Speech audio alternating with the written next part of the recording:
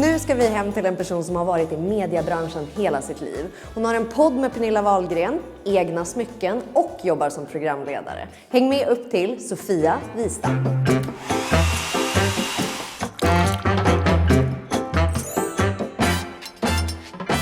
Okej, låt oss plinga på. Nej men tjena! Välkommen till Hej, tack snälla! Välkomna in. Du ska få en liten mygga här. Jag har inte bott här så länge. Nej. Jag har bott, jag och min man, i ett år ungefär. Ja, jag pratade med Victor Nylén innan. Och då sa han det, att ni hade bott på Lidingö innan. Ja, precis. I jättemånga år. Så hamnar vi liksom i något nytt kapitel när barnen börjar flytta ut. Sådär. Hur känns det att bo i stan?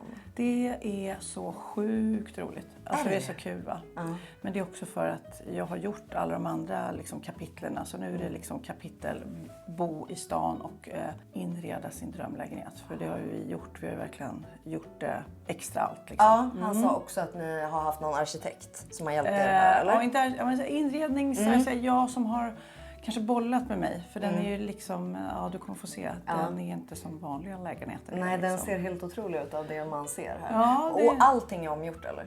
Allting är ombytt. Och det finns inte en vit vägg i det här lägenheten. Nu tänkte jag att vi gör liksom, jag gillar ju vintage och gamla grejer. Och jag ska visa dig det finns en grej som blev den första grejen som satte tonen liksom på hela lägenheten. Okej, men visa oss då. Okej, här är det spegeltak. Det är ju lite som på restauranger, klubbar kanske.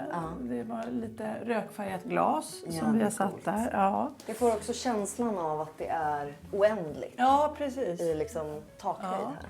Här är kök och där var det liksom egentligen stenen som vi ville ha. Oj, vad fin den var. Så att den är ju liksom som ett konstverk i sig. Liksom. Då valde vi och den kom från Italien och skars till. Och så det var ju liksom en process att få rätt sten. Sådär. Och sen är ju golven liksom, det här är ju liksom, ligger på Östermalm i Stockholm där det liksom ska vara lite fancy. Men det här är typ inte den här klassiska våningen. Det här är ju en gammal arbetarbostad. Så att det här är ju gamla träplanksgolv. Är det original? Liksom. Ja. Och det ger ju liksom också en känsla. Var Östermalm givet när ni flyttade till stan? Ja men det var det nog. För att vi hänger mycket här och jag ville liksom helst inte ha bil. Jag vill inte köra bil. Jag liksom, från när jag var 18 har jag liksom kört bil typ varje dag. Och jag bara tänkte vad skönt. Och det är ju verkligen, nu jag tar en Voi eller jag åker mycket moppe och går. Och, Men alltså jag älskar den här känslan. Det är ju verkligen som du säger, det är inte en klassisk våning bara. Alltså.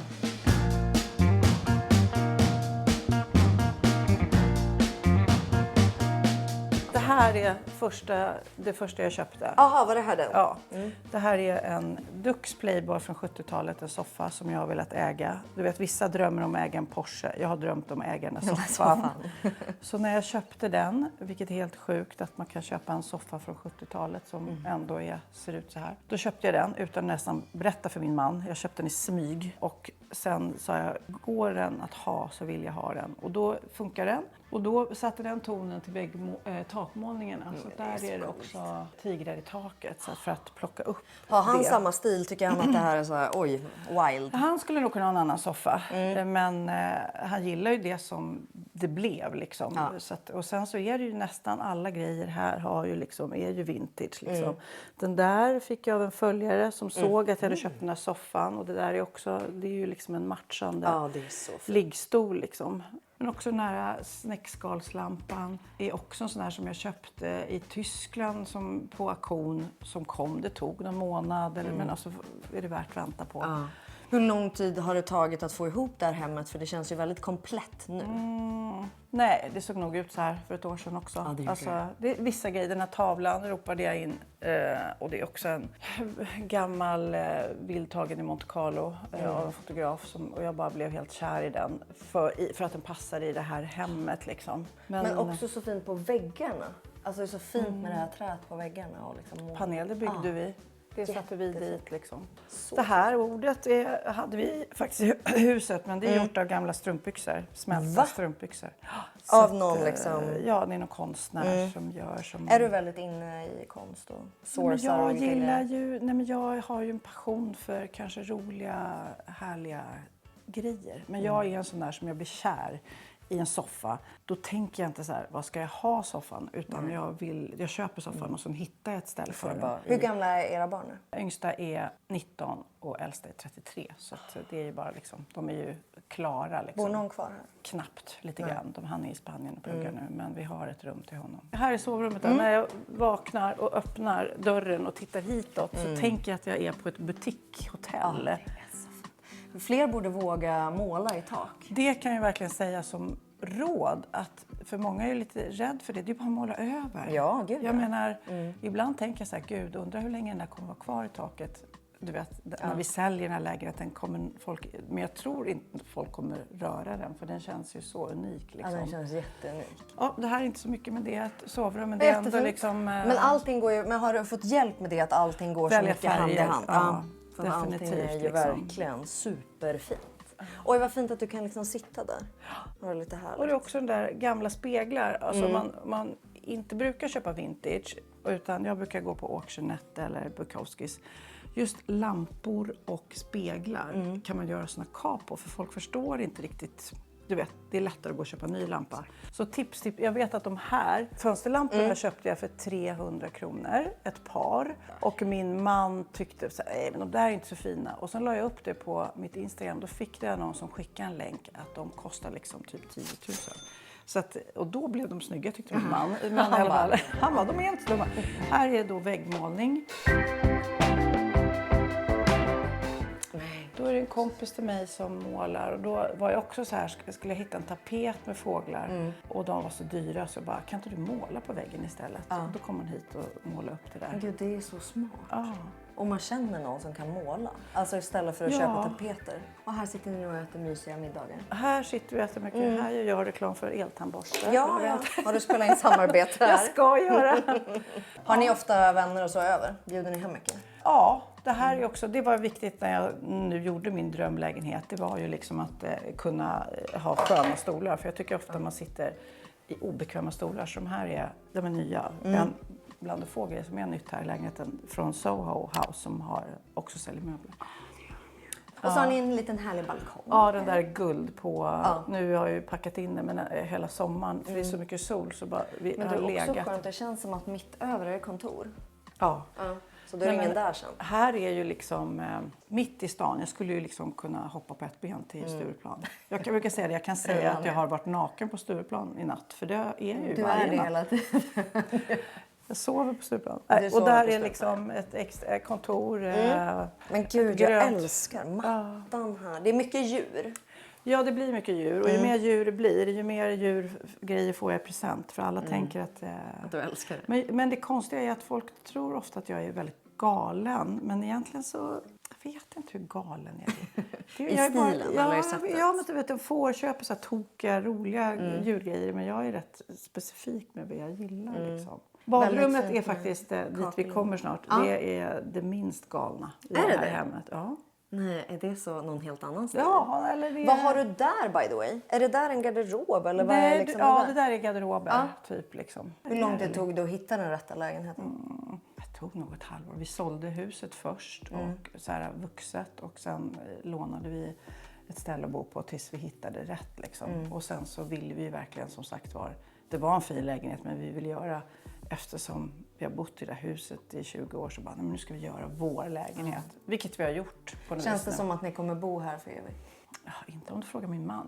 Jag trivs så himla mycket med läget, och det tror jag, om man ska flytta, är läget det viktigaste. Liksom. Har ni något sommarhus eller någonting? Vi har sommarhus på Sandhamn, men där är det en helt annan. Där fick min man bestämma. Det är väldigt mycket vitt, natur och svart.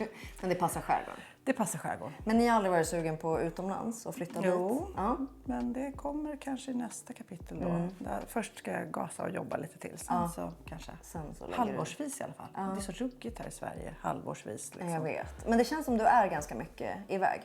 Ja, jag reser mycket. Men, gör ni det tillsammans eller åker du själv? Nej, jag reser nog, eller vi reser mycket själva, eller med kompisar liksom. Min man åker skidor och sånt, och jag spelar paddel och just det, du har varit på spelar de in här nu gör jag det här Race Across the World. Då var jag iväg i Asien i en massa veckor, så att jag har ju massa sådana där resor. Gör du mycket tv-grejer nu? Nu är det inte så mycket tv-grejer, nu är det radio, morgonradio på Energy och Så har jag mina smycken, smyckesmärket och sen så poddar jag med Pernilla och influencer. Hon har gjort det så länge. Ja, snart 11 år i mars. Så att det är det sant att ni inte har missat ett avsnitt? Inte ett avsnitt. För när vi gjorde det här med henne, då pratade vi om det att det var så sjukt att ni gjorde det dagen efter hennes bröllop eller vad det var. Ja. På morgonen efter bröllopet. Jag bara, kunde ni inte skippa det då? Hon bara, nej vi har inte missat en vecka. Så det går nej, men i början så var det jag som tjatade. Hon sa så här till exempel på sommaren, kom igen över semester. Och jag bara, nej men det är nu folk vill höra på podd. Det är ju det. Hur lärde ni känna varandra? Känna varandra skulle jag nästan säga att vi har gjort via podden. För att vi pratar ju så länge och mycket där. Men innan dess så var vi mer bekanta. Och jag som ville starta en podd tänkte, vem är lika så här filterlös som jag? Har varit med om grejer, alltså fått barn, skilt sig, olycklig kärlek och också kan prata om det. Och inte det som när alla poddbilder vi tar. Du vet, vi håller inte på att retuschera eller fixar till, utan vi bara, gud, det spelar ingen roll. De ser ju oss igen sen. Så att, men det blev rätt och sen så hittade vi rätt. Och sen så har vi tjafsat mycket om att hon inte respekterar min tid och kommer för sent och så vidare. Men så sakta med sig. För jag brukar säga, ni poddar varje vecka. Ja, med Pernilla Wahlgren varje vecka. Det är en till dimension i svårighet. För att hon jobbar. Jag jobbar mycket, vi reser mycket. Vi har verkligen varit på olika sidor av jordklotet och fått till den här podden. Du vet. Hon sitter mitt i natten och jag sitter på morgonen. Och, du vet, så att, vad tycker du är roligast? Är det podden eller är det... Podden med Pernilla, den tittar på smycken. Just nu är jag inne i att jag tycker smycken är väldigt, väldigt roligt. För vi har vuxit så mycket på sista tiden. En massa återförsäljare. Och... Kan inte du visa lite för de som inte har sett? Ja, men det här har du säkert här. Det här är alla möjliga... det här är... alla möjliga hörn? Ja, det här är... Vad fick dig att börja med smycken? Jag gjorde Sofias Änglar under många år. I ett program när vi var hemma hos människor och hjälpte folk som hade gått igenom tuffa tider. Och då gjorde jag ett smycke... Eller jag tänkte att jag skulle göra ett smycke som en styrkeamulett för folk som har gått igenom jobbiga grejer. Och då gjorde jag ett hjärtslag som jag fick hjälp av en silversmed och så fick jag hjälp att producera typ 200. Det sålde slut, du vet, på några timmar bara. Jag tänkte att jag skulle ha det liksom, typ på mitt Instagram och så vidare. Och då började jag beställa nya och jag började packa själv och posta själv och skriva adresser på kuvertet. Och sen så efter 1 år så gjorde jag ett smycke som fortfarande är våran storsäljare som heter Mamma. Där är en stor ring för dig som mamma och sen hur många barn du har. Om du har 2 barn så har du 2 ringar, 3 barn, 3. Du har förlorat ett barn så finns det alltid med. Att det fanns olika sätt att bejaka sitt moderskap och det där, nej men alltså, jag kan inte ens tänka på hur många tusentals som vi har sålt av det, just Mamma. För det blir, och fortfarande blir jag så glad när jag står vi har en butik så när det kommer in någon så här tonårskille bara, jag ska köpa där Mamma till min mamma. Man bara, Nej men så det växte, det var för 7-8 år sedan och sen så nu har vi börjat med återförsäljare. Och då blir det också så att när det blir större och större och fler kollektioner och jag har verkligen bestämt att varje kollektion ska vara något slags budskap. Det ska inte bara, jag har ingen behov av att ha hundratals olika kollektioner utan jag ska göra speciellt mycket som du kan ge bort till en vän eller till din mamma eller till dig själv och då ska det vara någonting som du bär som betyder något. Det här är det senaste, det heter Family. Då kan man addera barn och barn. Och du har så det här är ni, de stora, och så precis, är det barn. Och så barn och sen så finns det mindre kulor för barnbarn. Nu har jag inga barnbarn än. Så bara, jag väntar här. Det roliga är ju att min man, Magnus, han har en historia inom smycken. Han var vd på Eva Attling. Så han kan ju smycken. Så när det här börjar flyga och jag börjar känna efter mamma släpptes att gud, nej men nu kan vi inte packa, det kan inte sitta folk i min källare och packa smycken liksom dygnet runt. Och bara, nu måste vi outsourca.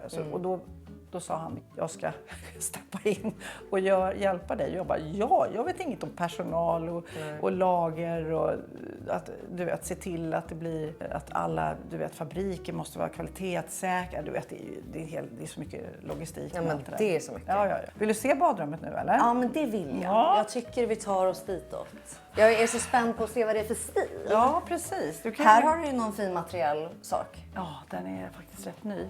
Är den det? Ja, den är det. Har du fått stått i lång kö då? Nej, eller har du köpt en vintage? Jag har köpt en vintage. Mycket för att jag är en vintage-tjej. Jag vill ju så gärna ha en, men jag tänker inte gå in och be om att få köpa en väska och stå och vänta. Och vet du vad? Känn på den här. Nu ska du känna på den här. Känn på den. Då känner du, just för att den är vintage, då känner man att den här kan jag använda. Hade den varit ny, då tror jag då hade jag varit så här, nej du får inte hålla, jag ska vara rädd. Nu känns det som att nu men den kan är man så fin. fin. Visst är det. Men det här då? Ja, den har jag fått av min kompis Daniel Paris. Har du det? Han skrev någonting till mig. Jag pratade med honom också. Jag träffade honom. Och då sa han att jag skulle fråga någonting om en LV-räv. Ja. Vad som hände med LV-räven och varför det blev den här. Och jag förstod ingenting. Alltså, jag ska fråga. Men. Därför att jag är ju lite så här kitsch och djurig. Och Louis Vuitton gjorde då, de gör ju djurkollektion. Alltså väskor som ser ut som djur. Och då såg jag först en hummer. Den frågade om den är snygg, den är oklart. Och sen så släppte de en räv och en bulldog och sånt där. Eller en beagle eller vad. Och då så var jag så nära och bara, fan, jag unnar mig en räv, Louis Vuitton-räv. Och då sa alla mina kompisar bara, Pernilla och Johan Promell, de bara köp. Och det är som att folk liksom vill dra ner i en shoppingträsk. Och jag är dålig på grupphets liksom. Då frågar jag Daniel, han bara, du får inte köpa den. Du får inte köpa den, du kommer tröttna på den. Den kommer liksom dansa ut med dig några gånger och sen så kommer du, och det är lite så. Sen så kan man ju ställa en väska som ett konstverk. Och då gick vi och promenerade och så såg vi den här så tänkte jag på den ett tag och så bara kände jag att Den är så fin. Men just som sagt var, för er som är sugen, alltså jag vet inte hur mycket jag har tittat på såna här sajter. Hur mycket dyrare blev den? Det roliga, eller knäppa med de här Birkin-väskorna och Kelly och allt vad det är ju att om du får köpa en så dubblas det ju nästan när du går igenom dörren ut liksom. Så många tar ju sin om de då får köpa ut och sen säljer de det. Men det blev ju såklart billigare, det blev det, än om jag hade köpt en ny. Ja, det är svårt. Alltså det är också en hemsk grej att man ska gå in till en butik och säga, snälla kan jag få köpa den här? Och så får man inte ens välja färg. Nej, utan då är det så, då får du liksom, det är random vad du kommer få för färg. Och tackar du nej, då hamnar man väl så längst ner igen. Nej, men jag hörde det. Bianca stod i kö. Så ringde de. Där har inte hon berättat själv. Jag har bara hört och jag tror att det stämmer. Då ringer de och säger, men nu har vi din väska kommit. Och hon bara, men jag är bortrest. Jag är utomlands sen 3 veckor till. Sorry. Jag vet. Då tar ju någon annan den. Då tar någon annan den. Och då blir man ju så här, men vad fan. Jag vet. Okej, men jag ser vad du menar med badrummet. Ja.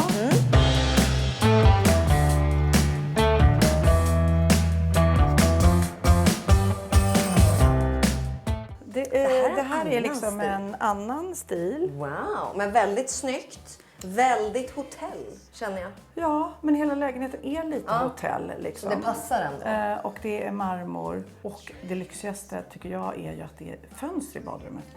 Det är ju alltså, om man får bara önska på den här listan, det är ju att man har fönster i badrummet. Får dagsljus. Och jag badar minst en gång om dagen. Jag är badtokig liksom. Ja, du gör också. Det gör med. Så då var det också så här, jag vill ha musik i badrummet, alltså högtalare. Jag vill ha badkar så att jag kan liksom ligga och lyssna på musik och tända ljus och så där. Det känns som ett väldigt stort och bra badkar. Good enough för mig i alla fall. Är det där din favorit i badet? Jag har fått den i present, jag gillar den. Jag gillar den här jättemycket. Det blir som ett riktigt så här fluff, mjukt fluff i badet. Det är väldigt trevligt. Och sen så, jag är så torr liksom, speciellt nu, så bara jag vill att det ska... Är du duktig på att hålla på, för det är lite som borstning? Typ. Nej, inte den är mer inredningsdetalj. Och vet du vad, jag är också väldigt dålig på att smörja in, alltså kroppssmörja in mig. Nästan så jag hellre badar i något oljigt. Och eftersom jag har varit så hela livet så tycker jag, eller tror jag, att jag inte har startat det här beroendet. Precis. Jag vet inte om det stämmer, men jag känner liksom att jag behöver inte. Men det är nog lite så. För det känns, du vet när man börjar smörja läpparna, då kan man ju aldrig sluta smörja läpparna. Samma sak som deodorant liksom. Men har du gillat beauty hela livet eller hur är du liksom? Nej, vet du vad? Jag är nästan tvärtom. Jag skulle säga att jag har blivit sminkad så ofta, proffssminkad i liksom tv-världen som jag ändå äntrade när jag var 24, 25. Vad var liksom. det första du gjorde? För när jag googlade dig förut, då stod det att du i början var stylist. Så det var du till... Jag var först stylist, sen var jag fotograf. Så att jag jobbade som fotograf i flera år. Och sen så började jag med tv. Och då så var det första, jag var i något som heter Knässet på ZTV tidigt. Och sen så var det Nyhetsmorgon som hette, alltså morgonnyheterna på TV4 som då hette God morgon i början. Det bytte namn. Och vad gjorde du då? Programledare? Jag var anställd som researcher tror jag. Eller jag skulle ha hand om, det var så nytt, ingen hade gjort morgon-tv och så skulle man fylla så här 3 timmar tv på morgonen. Så alla var så här, så fort man sa något, men skulle vi inte kunna göra en? Bra, då gör du det. Och då var det så här, ska vi inte ha barnprogram? Bra, då gör du det. Så då började jag med soffpropp. Så det blev ju liksom Och då, det, liksom... det var första gången jag var heltid i rutan kan jag säga. Och det gjorde jag under 4 år tror jag. Det var barnprograms... Och det var ju liksom 5 dagar i veckan så det var bom. Hur gammal var du då? 25, 26.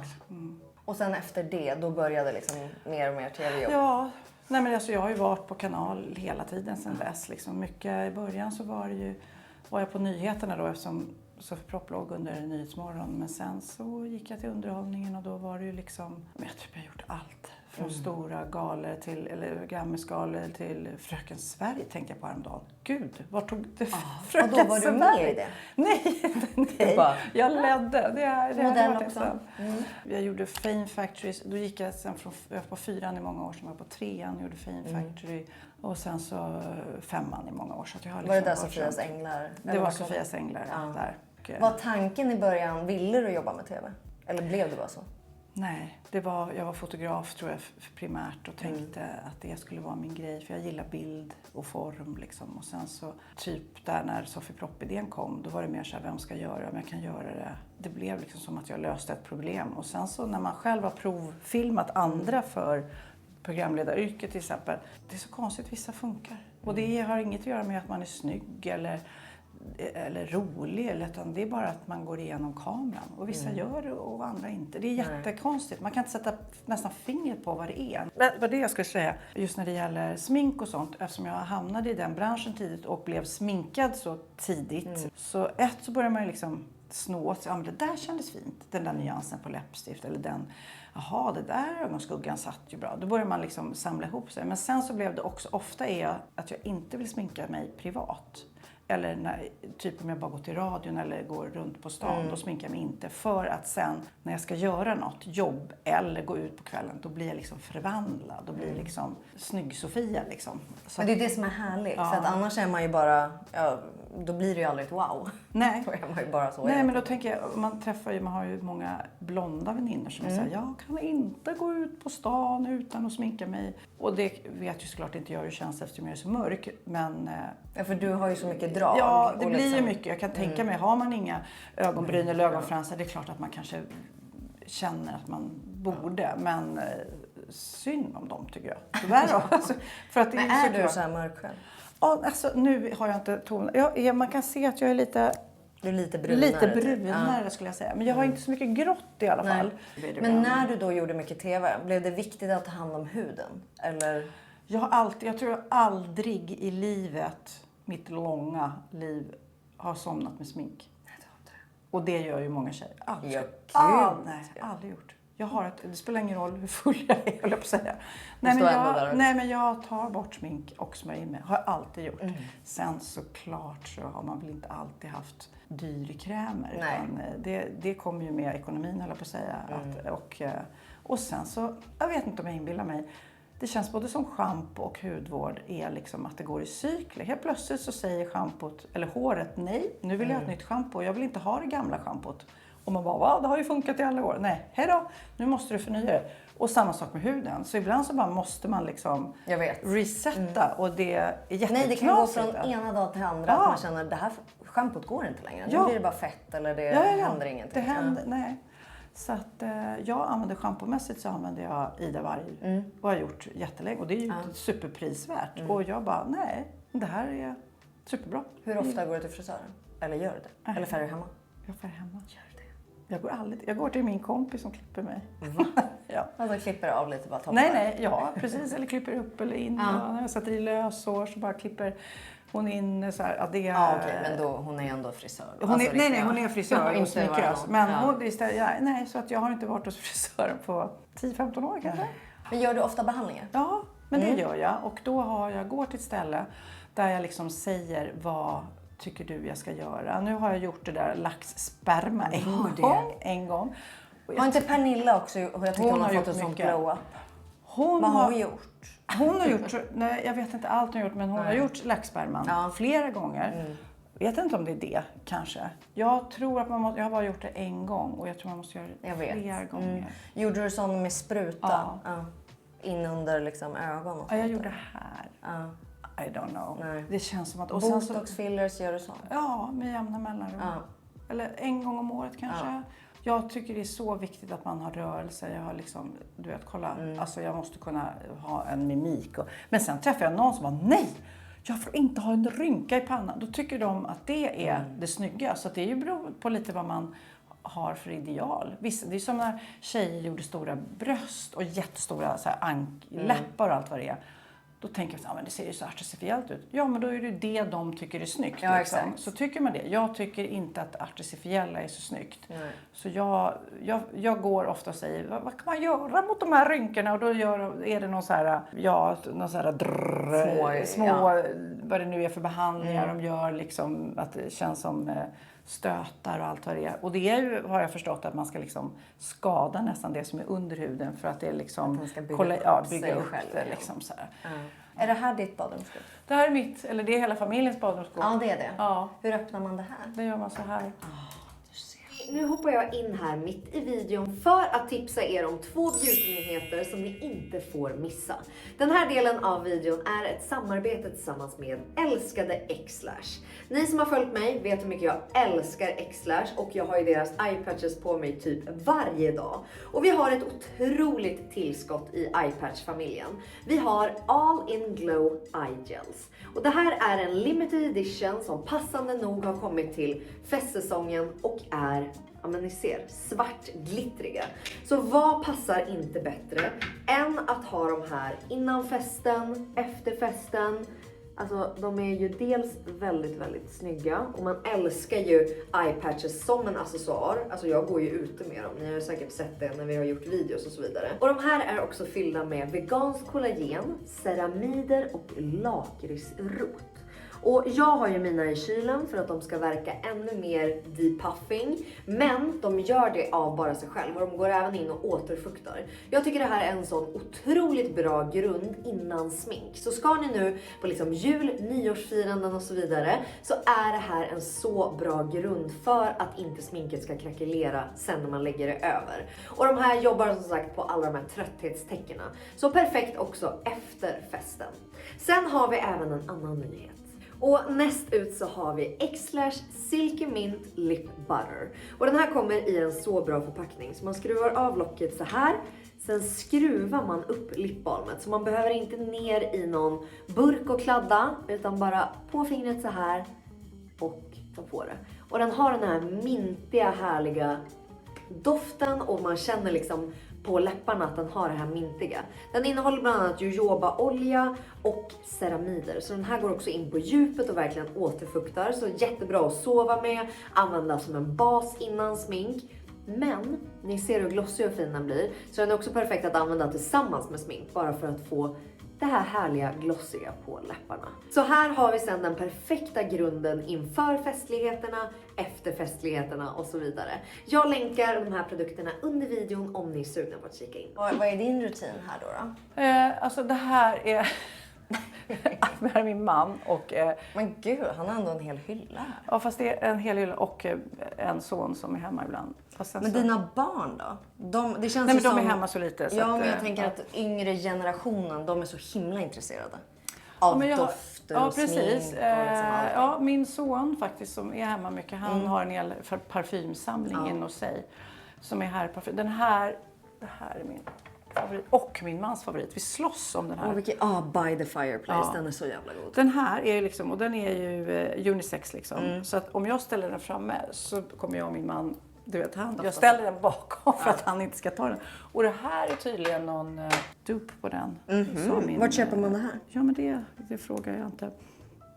Ja, och då den bara kom hem? Nej, det är min son som köper så här. Ganska rik ändå. Fast den här är one of a kind. Får ni inte prova den här? Den här är så...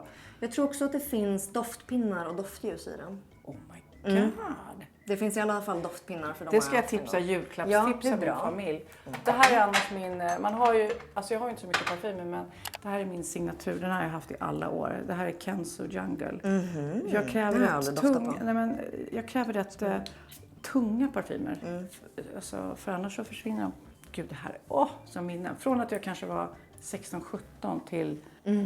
Men väldigt god. Vad är den där undertonen som är så god? Jag tycker det luktar som ett lyxigt hotell. Jaha. Ja, man känner tung och söt är den. din parfymsmak. Ja. För de båda är ju lite åt det hållet. Ja. Men vad är det där för märke? Är det det som du har då där du går på hudbehandlingar? Det här är en ny grej. Det här har tydligen kommit till Sverige precis. Det här ska tydligen vara asbra. Och även har de en både för natt och dag och hals. Oj, det är så trevligt när det finns en halskräm också. Ja. Så det här är dyrkrämerna. Ja, det är det. Ja. Det är inga billiga i det här. Det här är dyrkrämer. Köper man det hos hudterapeut? Ja. Det här är min nya grej. Men innan dess så har jag här SkinCeutical. Ja, det var bra grej. De här är också, men det här är också eftersom du ser, jag har inte så mycket smink. Nej. Så att det är liksom mer det här jag satsar på. Och jag älskar den där, eller är det här den tror jag? Ja. C-vitamin, Älskar. Har du någon annan favorit här? Den här är ju under smink. Ja. Otrolig. Och sen är det linser eller någonting du har. Sen har jag linser. Brukar du göra sånt här? Det här är min bästa här. Det roliga är, det här är ju Tanravel sån här spray. Att jag har visat den här för min man. Han hade haft så här influensa förra veckan. Han var helt grå och jag bara, vi skulle på fest när han började bli frisk. Jag bara, du kan inte gå ut så där på riktigt. Han bara, vad ska jag göra? Jag bara, trust the process. Jag bara, shh. Han var bara, oh my god! Alltså för killar har ju liksom inte knäckt den här koden. Fattar du vad snygg de skulle vara om de gjorde Nej men alltså på riktigt. Just den här är så jäkla också. Det bara blir som, och det syns med en gång. För sen så kan man ju smörja in sig med sån här och ha droppar i. Men just när man... Så jävla enkelt. Det är så enkelt. Och just när man inte sminkar sig som jag gör ofta till vardags. Då kan man ju istället göra det här. Och sen så då ser man fräsch ut. Ja, ser ut som man var en vecka älskar. på Mallis. Men hårda, du kör Ida Warg i duschen. Ida Warg i duschen. Och där, det här är lite trevande ska gudarna veta. Det är så. Många rekommenderar ju de här. Har du frissigt hår? Ja, jag tycker det. Är du lite lockig? Nej, jag tycker bara att det är lite frissigt. Ja. Men jag tycker inte den är så bra. Så att jag hamnar tillbaks på de Vet här. du vad jag tror? Många är fel. Vet du hur mycket man behöver av den här? Alltså det ska sprayas, då tar man kanske en del så här. Spraya 5 gånger där. Nästa del 5 gånger där. Så, man behöver ösa i. Annars gör det ingenting. Men du som är proffs, är det här bättre tycker du än Geo?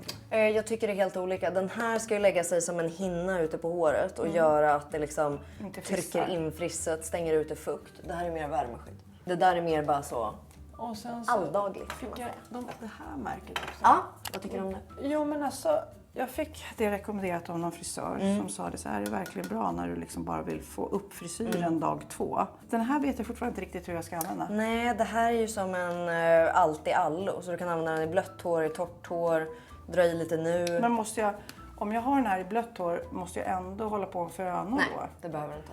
Men vet du vad jag tror att du hade gillat? Gillar du att låta det självtorka? Då har R&Co heter det, R plus CO. De har en som heter Air någonting. Jag kan kolla vad den heter. Det är som en kräm du tar i. Och den ger en styling-effekt och minskar friss utan att du fönar. För det som är problemet med de här det är att du måste föna in dem. Annars händer ingenting. Nej, det är just det. Allt måste värmeaktiveras och det är det som är jobbigt. Det här luktar gott tycker jag. Älskar det ju Elin också där bakom kameran. Hon älskar mörka. Den här har jag också fick jag någon gång i något och det är alltså bara så hårparfym. Det är bara parfym. Och det är lite trevligt. Ja, det är lite trevligt. Men annars har jag hårhyllan där helt enkelt. Så det är inte så mycket annat. Men är du alltid liksom sparsam ändå med liksom hudvård, styling? Det ska gå snabbt. Ja, jag är inte så bra på det. Alltså sminka, alltså, av alla mina tjejkompisar, alltså jag är klar på 5 minuter. Det var Vad skulle du ta med här om du skulle resa nu? Alltså inte av sminket, det kan vi ta sen. Men av det här, hade du tagit med något? Alltså nej men det här ofta är ju såna aktiva produkter ska man ju inte ha i solen. Nej. Eller alltså, då måste man ha solskyddsfaktor, det är kaka på kaka liksom. Så därför på solresor så tar jag inte med mig dyrprodukterna. Nej. Då tar du bara någon kräm. Nej men då tar jag bara solskydd och någon så här. Är du duktig på solskydd? Alltid varit? Eller har du varit en solarieperson? Nej, kanske när jag var riktigt ung. Men jag har ju däremot, liksom så här, jag är ju en sån som inte bränner mig. Alltså jag brukar inte, det är inte så här, oh my god, nu ser det ut som en kräfta. Så är det inte. Jag hade någon kompis som skulle checka in på hotell då, good old days. Och så, vi solar solarium. Nej, men solariet är sönder för att den här ansiktskanonen, glaset är paj. Ja, men det är lugnt, alltså jag måste sola, jag lägger mig åt andra hållet, sa han. Det var en kille. Så la han sig åt andra hållet och tänkte att Det brände. han hade såna brännskador, alltså så här tredjehjörnsbrännskador på fötterna. Och då tänker man vad det är liksom för jävla strålar man ligger i liksom. Jag dricker inte ens kaffe. Gör du inte? Nej, inte. Jag För slutar. det här är ju som på café. Ja, jag vet. Du vet, jag gjorde det här Race Across the World och i Asien reste runt. Och jag typ slutade äta, jag tappade matlusten. Oj. Och jag slutade dricka kaffe. Så att jag liksom blev en annan människa på det där jäkla programmet. Vad sjukt. Jätte- Varför tappade du matlusten så mycket? Alltså, starten var i Vietnam. Där de sa det tidigt, ja det är mycket hund och katt här som du äter. Och du vet, jag blev så här, nej du vet. Och sen så är det ju så varmt, det var så här 40 grader varmt hela tiden. Så att jag fick någon hang-up. Alltså jag har inte varit ätstörd i livet tidigare. Men det bara låste sig, vet du. Och sen så kunde jag inte, det gick inte. Att jag hela tiden tänkte att det var läskiga saker. Så att, och sen vi hade ju ont om pengar och var på alla möjliga. Och då bara fick jag så här bakterienoja. Att jag skulle bli magsjuk. Och det var jättekonstigt. Som inte hungern vann över. Hungern vann inte över nojan. Nej, för till slut tänker man att man ska vara så hungrig så man säger skitsamma. Nej. Men, Blev du liksom lidande av det här något i efterhand eller gick det över sen när du åkte därifrån? Nej, jag skulle säga att jag fortfarande har ett issue med maten. Jättekonstigt. Hur länge sedan är ni var där? Ja, men vi kom hem innan sommaren så att det är ju ett halvår sedan. Liksom. Vad sjukt att det satte sig så hårt. För här är det ju inte på grund av Nej. hund och katt. Men däremot också kaffe. Så bara liksom, hon jag åkte med, Malin Gramer, eller reste med, hon dricker inte kaffe. Och då blev det så. Vi tog matcha istället. Och, då och sen så blev jag en matcha-Ian istället. Så nu är det matcha. Nu är det matcha. Passar bra att du bor i stan. Men det är ju så fint här också som en liten butik med te. Precis, det här är min dotter som hon skaffade den för hon tyckte det var snygg och sen ville hon inte ha den längre och jag bara, gud det är jättesut som på hotell. Ja, jag vet. Ännu mer. Ännu mer Vill du ha hotell. mjölk? Jättegärna. Får man ta sig en liten titt här i kylen? Ja, det kan du göra. Ja. Jag vet inte, det är ju inte... Lagar ni mycket mat? Nej, jag lagar aldrig mat. Nej, men din man? Min man lagar mat och han han på något vis verkligen serverar. Jag tar disken, han lagar maten. Men det var inte prio att ha någon sån jättekyl? Nej. Nej, för det känner ni att det använder ni ändå inte? Nej. Har du något här som du alltid har? Nej, men just nu är det väl lite så här protein... Lite såna chocolate pudding. Ja, nej, men sen så... Ja, men vad har vi? Lite kött lite och kött. lite tomat och... Jag dricker havremjölk. Nej, alltså det här är ingen stor matlagningsfamilj när jag visar. Men med alla barn då? Hur hade ni liksom när alla bodde hemma och så? Ja, men då var det ju annat. Då var det stor handling och grejer. Nu så... Nu är Foodora bara ett klick bort. Nu är det så. Eller gå ner på stan och köpa du är någonting. alltid runt omkring dig. Har du några tillskott och sånt som du äter? Ja, men jag fick de här. Magnesium brukar... Det här är en burk som Den jag är hittade. väldigt skojig. Ja, men det är min dotters som hade den i sin väska och jag vågar inte slänga den. Jag vet inte vad det är. Är det godis eller knark? Ja, exakt. Varför är det såna happy pills? Ja, jag tror inte det är knark, men Nej. man kan inte veta säkert. Nej, nu hittar jag inte mina för nu har han gömt dem. Men vad heter de här? NDA, va? Eller? Ja, NAD. Är det från det här... NAD, just det. Ja.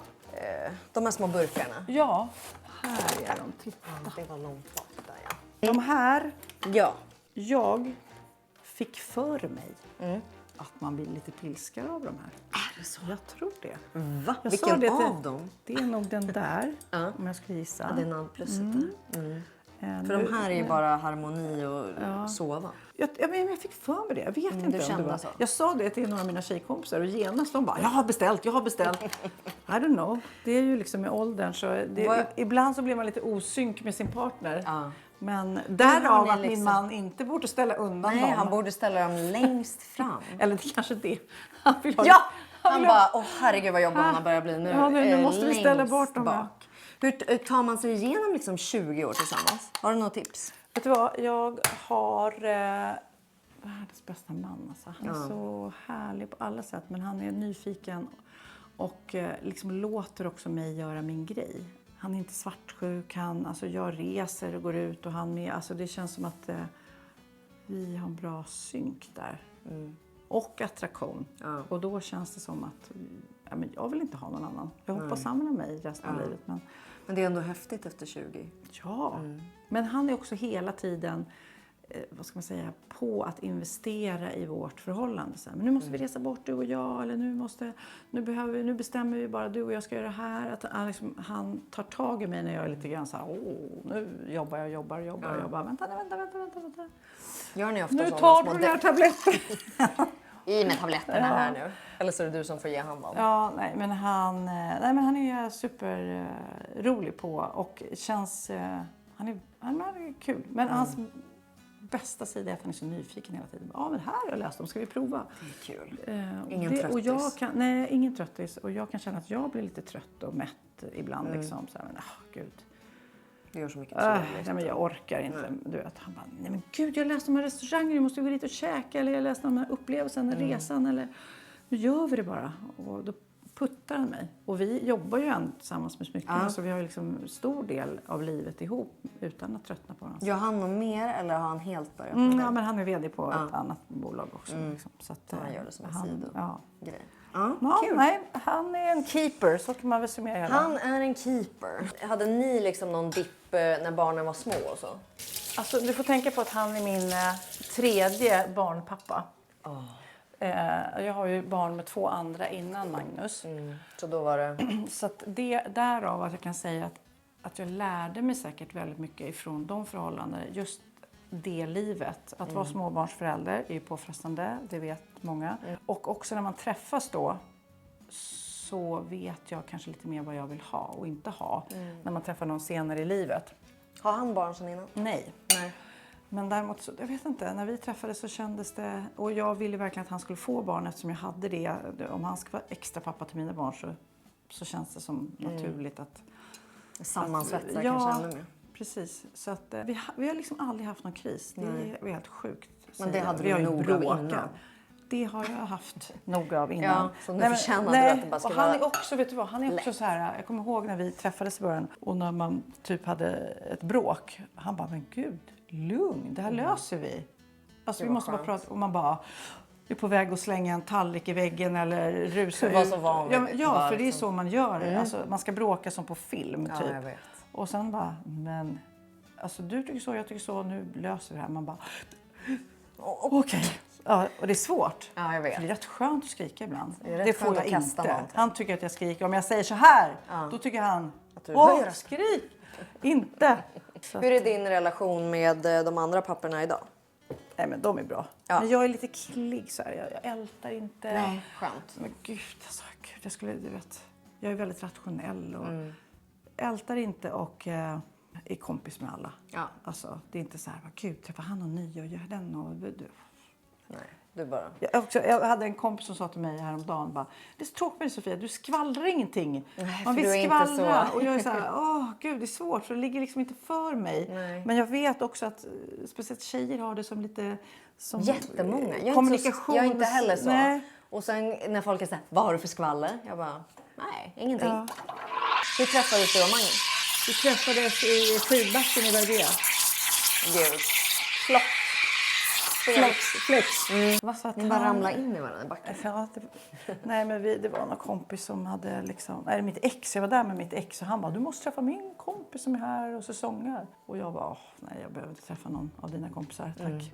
Så hade han bestämt tid och så träffades vi. Och sen var han svårövertalad. Jag fick kämpa där. Han var liksom inte så jätteintresserad i början. För att jag tror inte han tänkte träffa någon som hade barn och så här. Utan, ja, och sen hela kändisbiten tyckte han var oseriös. Ja, han tyckte så att jag fick jobba.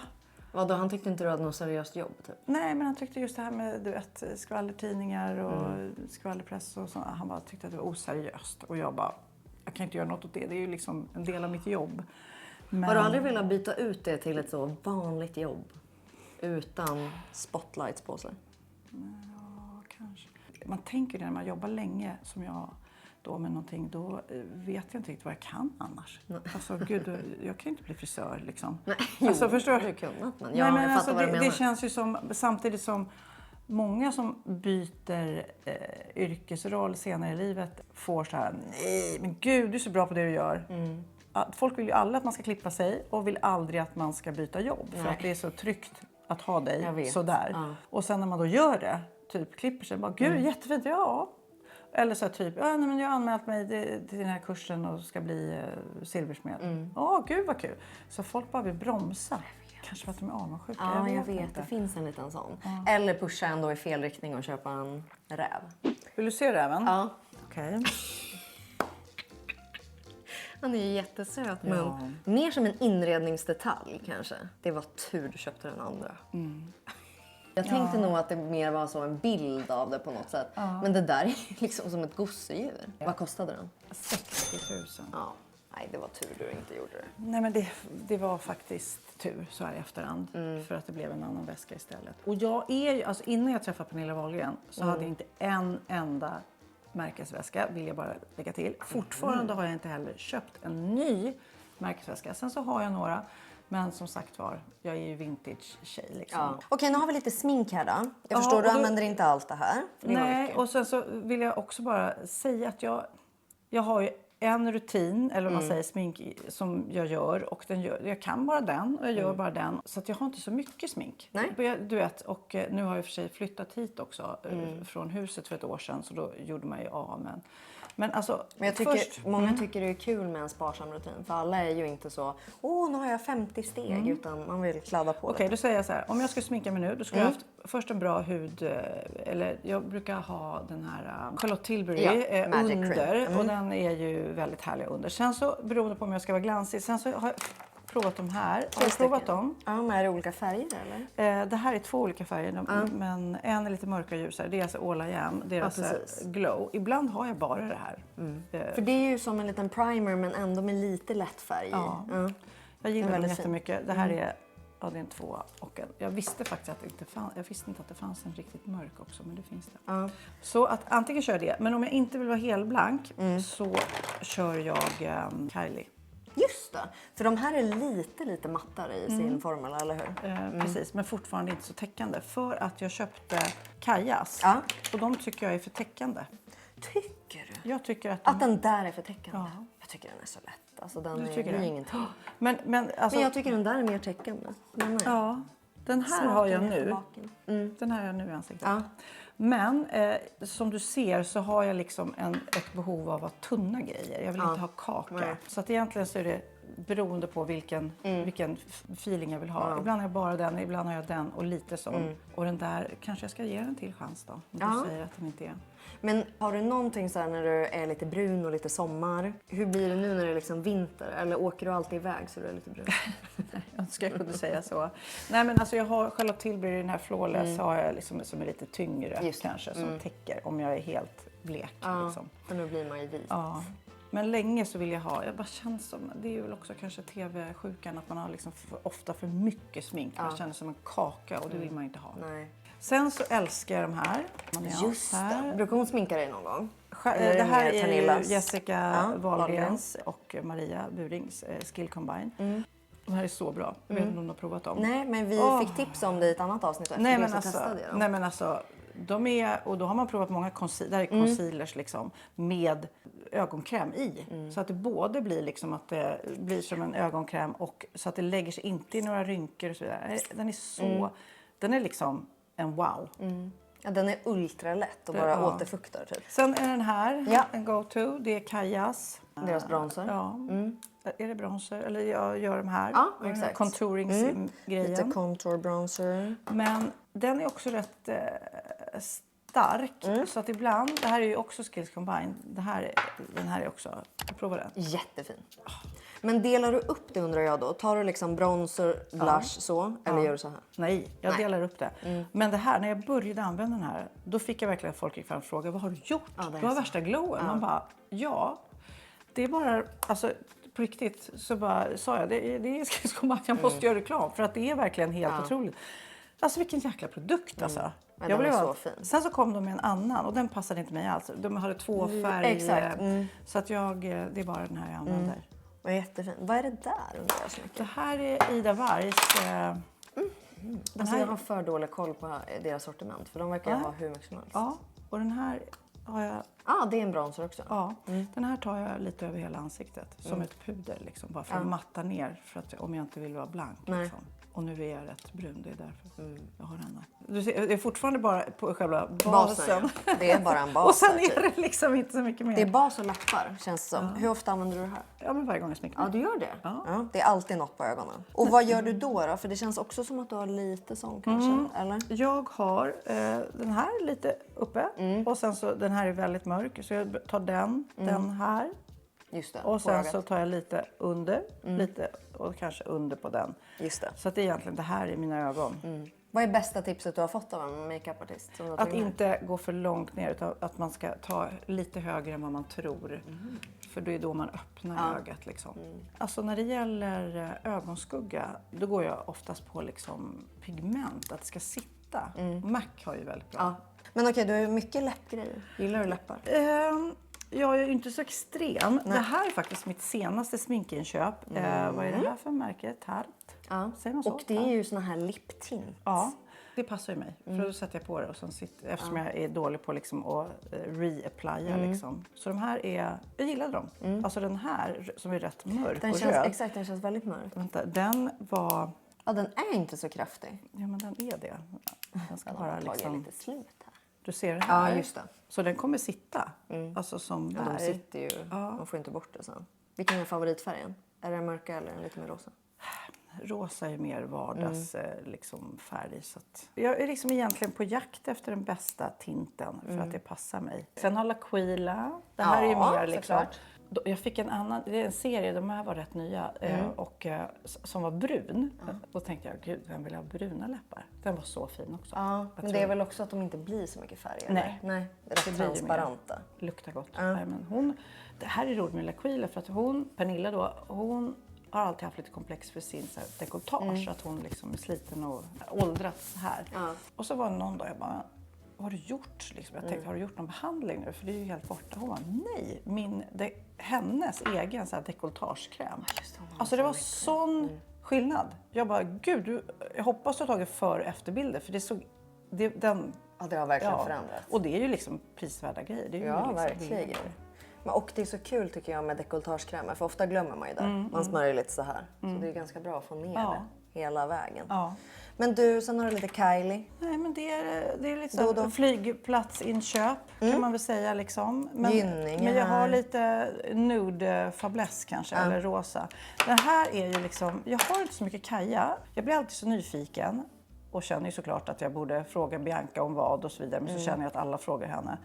Så att jag gick in till butiken någon gång. Det var då jag köpte dem. Och sen så, det här rouget är väldigt kraftigt, starkt. Liksom. För annars har du inga rouge här. Är det den då du kör? Det är bara den. Det är den. Alltså man får vara ju superförsiktig. Ja, det där är nästan riktigt så sommar. Typ, när man vill ha lite peachfärg. Ja.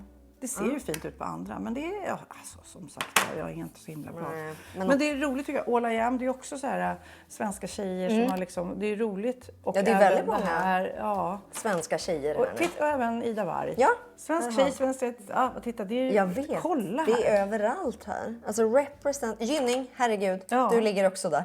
Det här, har du provat den här? Ja, för att när vi gjorde badrumsskåpet med Amanda, kommer du ihåg, då sminkade hon mig. Du har en blå eyeliner. Nej, grå. Ja, för att jag kan inte ha det. Och hon bara, jo, jag lovar dig. Jag ska testa på dig. Det är så här, idag har jag den blåa. Har du provat den blåa? Nej, jag har inte det. Ska jag sminka dig? Jag tänker att jag inte kan ha blå för att jag har gröna ögon. Det är väl en sån typ förutfattad tanke. Titta vad fint. Det är väl fint. För att den är så hållbar också. För jag tycker ofta när man gör och så bara kladdar det ut sig, jag vet inte. För den här är så, det var det jag skulle säga, den är så sjukt bra. Jag sa det när jag träffade henne någon gång. Den är så bra, den sitter hela dagen och så vidare. Men det är ju ingen business. Jag kommer ju att ha den här år ut, år in. Hur ska ni kunna göra business på den här? Om jag bara behöver köpa en var 5:e år liksom. Ja, för den räcker ju Den forever. räcker så långt. Men det här är ju den svarta som jag använder. Jag har också den gröna. Den är inte riktigt samma, sitter inte lika bra. Men den svarta är helt, Kolla helt nu går ju där. Men vet du vad jag såg att du också hade där? Du hade någon annan sån lipstain, va? Hade du de där som blir lite blå? Ja, Wonder. Brukar du köra den? Ja, men det har jag gjort också någon gång. För men den har jag där kört. sitter, Och sen Huda Beauty har kommit med några sådana som är som läpppennor. Fast med sån stain. Väldigt bra. Och nu finns det någon dupe på det också. Som kostar så 100 kronor på Kicks typ. Det ska jag skriva upp. För det är Wet som and sagt, Wild. Ja. Den. Det låter som mig när jag har tagit den här tabben. Efter en liten naddplush så blir det wet and wild in bed. Okej, 10 snabba då. Okej. De kanske inte är så snabba, men ditt svar får vara snabbt. Ja. Ja. Vad är det första du gör när du vaknar på morgonen? Titta på telefonen. Åh, jag önskar jag kunde säga något annat. Jag vet, visst vill man så. Mediterar, yogar. Nej men direkt. Och så här, okynnes fastnar säkert en kvart. Titta på helt onödiga klipp. Vilken är din sämsta vana som du vägrar sluta med? Att äta mycket godis. Alltså jag äter väldigt mycket godis. Varje dag. Det var någon som sa så här, gud alltså, jag känner en tjej som åt godis varje dag. Jag bara, och sa det att det var konstigt. Jag bara, jag äter godis varje dag. Jag är riktigt, men jag har inte så mycket andra laster. Jag röker inte, jag dricker rätt måttligt, jag knarkar inte. Nej. Godis is the shit alltså. Ja, jag tycker det är helt fair. Jag gör samma sak. Vilket tv-program skulle du själv vilja vara med i om du inte programledde det? Liksom? Melodifestivalen. Skulle du vilja kunna? Med den lilla liksom, grejen att jag måste kunna sjunga också. Nej men alltså, ja nu måste jag tänka till lite grann. En gång Har du för varit med länge i sedan. Let's Dance eller något? Ja, Let's Dance har jag gjort redan. Men, och Robinson tror jag att liksom, jag skulle nog inte vara en så skön människa efter för många loppbett och allt vad det är. Jag har precis tittat nästan slut på spelet. Det var ju, jag tycker det var väldigt bra. Det skulle jag kanske vilja vara med. Vem var din favorit? Daniel Paris. Han gjorde ett väldigt bra jobb. Det gjorde han. Och jag har så svårt nu kanske svårt för folk att referera till om man inte har sett spelet. Men jag har så svårt att förstå hur man kan bli så arg. Alltså det är ett spel, Ja, kom vet. igen. Ja. Men det kanske är så när man är instängd och inte, man tänker att det här är hela Jag tror världen. det. Du vet, det är som Paradise Ja. Hotel, Big Brother och allting när folk blev galna. Stjärna på slottet vill jag med. Det, nu kommer jag på. varit med där? Nej, eller hur? Va? Ja. Det är ju givet. Hör av Jag vill er. jättegärna vara med Genast. på Stjärna på slottet. Vad beställer du alltid om du beställer mat? Sushi är ju, ja men det kan jag i alla fall bli sugen på. Alltså jag gillar ju en god köttbit alltså. Vad är din favoritmaträtt om ni lagar hemma? Jag grillar tonfisk med mangosallad. Gud vad gott. Favoritdryck? Mionetto. Nej, vet Reklam. du vad? Champagne. Alltså ibland och det roliga med champagne är det första glaset. Det är så gott. Alltså gärna på morgonen, morgonchampagnen. Det händer ju inte så ofta. Nej. Men då tänker man, gud, tänk om man bara kunde dricka det här resten av livet istället för vatten typ. Vad är det dyraste du har köpt förutom lägenhet? Ja, en väska som står i hallen nu precis tror jag. Ja, det är den. Ja, det är den. Vad är ditt sämsta köp? Som var dyrt? Gud, men jag köpte en jättedyr skinnrock från Discwear någon gång på tidigt 2000-tal. Framförallt, den var rätt snygg, men den var väldigt tung. Den var dyr, men det var liksom så att jag kan inte ha på mig den för du vet, man bara sjönk ihop i kroppen. Jag kan riktigt känna den Ja, känslan. nej, så man ska inte ha för... Sålde du den då? Jag sålde den. Vad skulle du säga driver dig mest i livet? Passion, pengar eller bekräftelse? Passion. Ja, det är det. Det är så roligt och jag tycker, för jag kan ofta komma och diskutera det här med folk om vad som driver dem, för det är intressant. Och det finns inget så här, det finns inte något som är bättre eller sämre. Jag tycker att de som drivs av pengar till exempel, de är drivna av det och tycker att det liksom gör kanske bevis på att de är duktiga på sitt jobb och så vidare. Eller passion. Jag är ju så otroligt styrd på att det ska vara roligt liksom. Vilket beslut i karriären har gett dig mest energi och vilket har gett dig mest pengar? Gud, det blir ju så här med ålder, man tjänar oftast mer och mer pengar liksom. Men att starta att låta smyckorna bli en hel verksamhet, det har ju verkligen gynnat ekonomin, så kan man säga. Vad var det? Mest energi? Sofias änglar, tror jag. Sofias änglar, att få nyckel till att hjälpa människor. Det var, jag tror jag talar för alla vi som gjorde det, att det var häftigt. Hur hanterar du kritik när någon ifrågasätter ditt varumärke eller ditt val? Blir du ledsen, arg eller driven att bevisa motsatsen? Vet du vad, rätt nyligen så var jag med om det här. Jag var i Bangkok i Thailand där vi har fabriker som gör våra smycken. Och jag har lagt bilder från fabriken och fick många hatkommentarer på Instagram. Och journalister ringde och jag förklarade att våra fabriker är fantastiska. De har certifikat på att de har bra arbetsförhållanden. Vi har kollat upp det inte bara på pappret utan varit på plats flera gånger. Alltså så många. Och gått på rekommendationer. Det är inte en tillfällighet att vi producerar där vi är. Nej. Men i alla fall den kritiken då, de hatkommentarerna innan, för folk vill ju inte läsa förklaringen. De vill bara skriva artiklar om, kolla vilket hat Sofia fick där. Jag önskar jag kunde säga att man bara borstar bort det.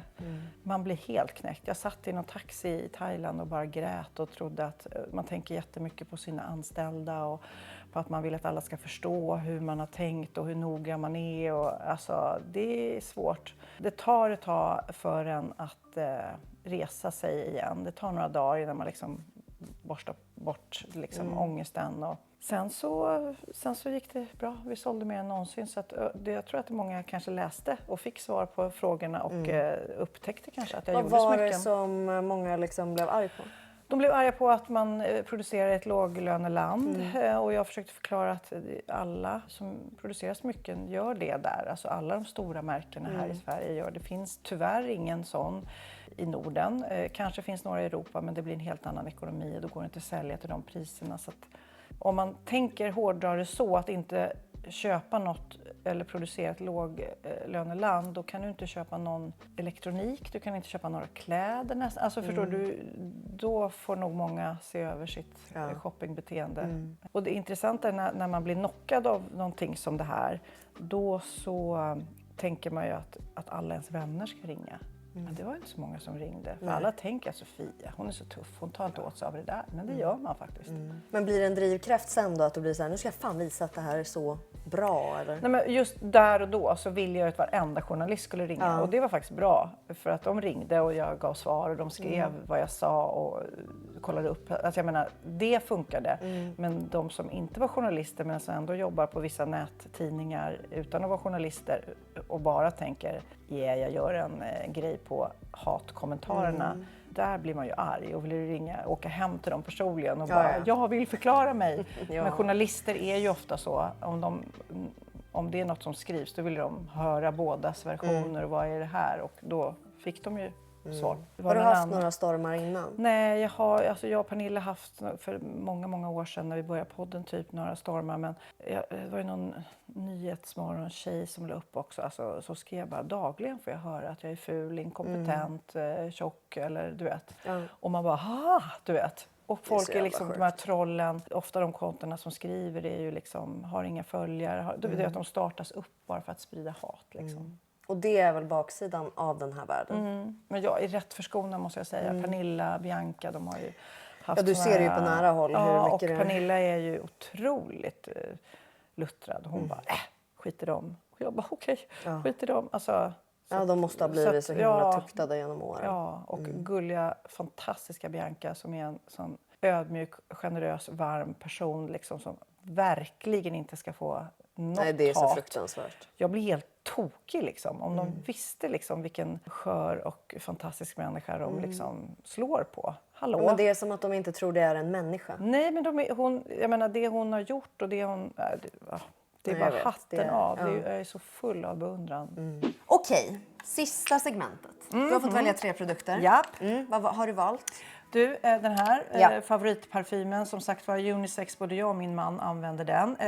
Replika och By the Fireplace. Try it, you like it. Den är Och helt nu köper grym. du doftpinnar sen. Det ska jag göra. Doftpinnar och ljus. Det ska jag önska mig julklapp alltså. Och sen så valde du... Sen har jag All I Am, deras ögonpenna, eller kajal som jag säger, gamla generationen. Nej men den är helt galen, den sitter hela dagen och är så dryg. Och nej men alltså, för jag tycker ofta ögonpennor bara försvinner. Den här sitter, den är sån jäkla bra kvalitet. Och sen Skills Combine, nu, det finns ju olika nyanser här, det är ju concealer som har liksom ögonkräm i sig. Alltså den är vårdande och täckande, lagom täckande, så den inte lägger sig i skrynklorna. Ja, den är faktiskt så bra. Den här är för alla så bra. Så är det alla väldigt bra. åldrar. So that's my 3 favorites. Nice! Då har jag valt SkinCeuticals, deras C-vitaminserum. För jag tycker verkligen det gör skillnad på huden. Det gör, alltså när den tar slut, visst. då är det så här, oj jag måste, Man måste springa ha. och hämta. Ja. För att den just hjälper till så mycket. Jag har den alltid under SPF på sommaren också. För att den boostar till lite, SPFen. Och sen Charlotte Tilbury, deras Flawless Filter. Den gillar jag för att ge lite extra glow eller lite extra färg. Jag använder den nästan bara med foundation över. Brukar du köra den själv någon gång? Foundation över? Ja. What? Jag trodde det var en foundation. Nej men den här tycker jag blir så glowy. Alltså det klarar inte jag av. När Nej. den blir så blank bara. Så du tar den under? Ja. Men det ska jag nog prova. Men då blir det Testa. jättemycket smink. Ja. Alltså Då får du tar någon väldigt ultralätt. tunt här. Ja, gud ja. Jättetunt. Och sen Laura Mercier och badskummet. För att det blir så himla härligt mot kroppen. Du, tack snälla att vi fick komma hem till men dig. tack. Det har varit så trevligt Ja. och vi har fått så mycket bra tips. Och jag är så inspirerad av din inredning. Så här. Ja, nu går ni och köper något vintage. Exakt. Det finns så många möbler. Alltså en Birkin till exempel. Nej, men lampor, Ja. speglar, alltså titta på de här auktionssidorna. Ni kan göra fynd. Och en cool gammal lampa liksom sätter ju hela lägenhetens anda. Liksom. Ja. Tack alla ni som har tittat, så ses vi snart igen. Hej då!